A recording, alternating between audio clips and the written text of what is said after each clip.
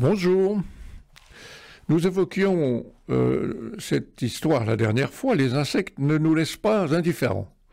Si certains sont essentiels pour féconder nos cultures, d'autres sont susceptibles de nuire à nos activités. Soulignons-le ici tout de suite, c'est évidemment sans mauvaise intention de leur part. Le terme de nuisible devrait être banni de notre vocabulaire, ou alors réservé uniquement à notre espèce, la seule qui soit capable de choisir le mal en connaissance de cause. Nous disions aussi que leur biodiversité était de mieux en mieux établie par le travail méticuleux des entomologistes, rendu au cours du temps de plus en plus efficace grâce aux avancées de la science. Une première question vient à l'esprit. Combien existe-t-il d'espèces d'insectes? La réponse peut passer pour extravagance. On en connaît au moins 1 200 000 à l'heure actuelle. Mais certains spécialistes pensent que ça pourrait être aussi bien le double ou 10 fois plus. Pas découragés pour autant, les entomologistes se proposent de ranger logiquement les divers cas rencontrés en établissant dans la classe des insectes une trentaine d'ordres.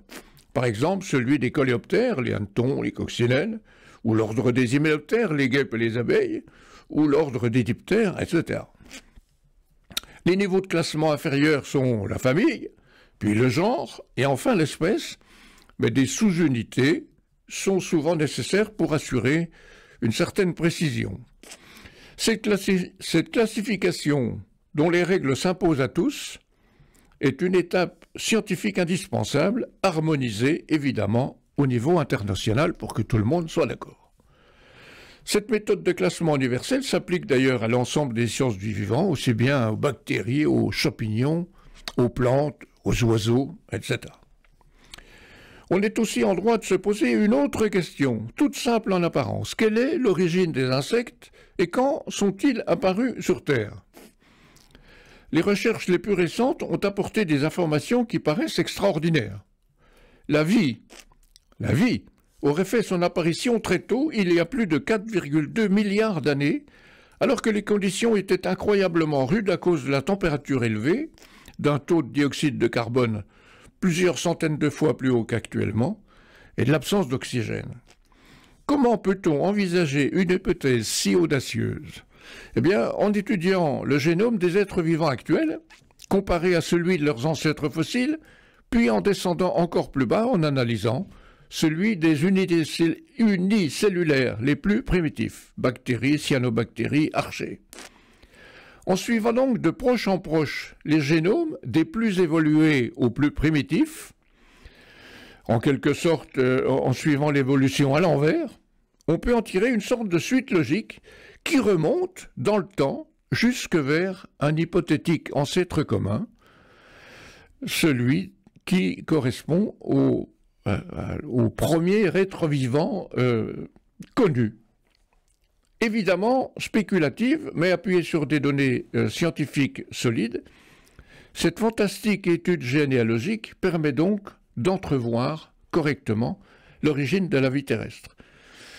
Alors, les plus curieux d'entre vous pourront aller voir sur l'Internet cette reconstitution qui nous amène à un être qualifié de LUCA, l'acronyme anglais de Last Universal Common Ancestor, plus plaisant que l'acronyme français correspondant, dernier ancêtre commun universel qui donnerait DACU. LUCA, c'est quand même plus sympa que DACU. Pour obtenir cette information, tapez sur votre ordinateur les mots-clés LUCA, L-U-C-A en majuscule, suivi de ancêtre commun Grenoble, ce qui vous permet d'arriver à une image d'un nuage, vous verrez, très étonnant. Les bactéries sont à gauche, les insectes quelque part au milieu, en rose. Un coléoptère est dessiné d'ailleurs vers le milieu. Nous, les mammifères, nous sommes tout à fait à droite.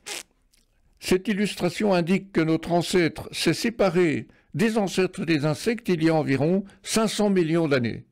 Nous sommes frères des insectes, mais avec le temps. Le rameau des arthropodes contient les animaux ayant un squelette externe, les mille pattes, araignées, scorpions, crustacés et donc les insectes. Nous avons suivi la voie vers un squelette interne, ce qui nous a valu la dénomination de vertébrés.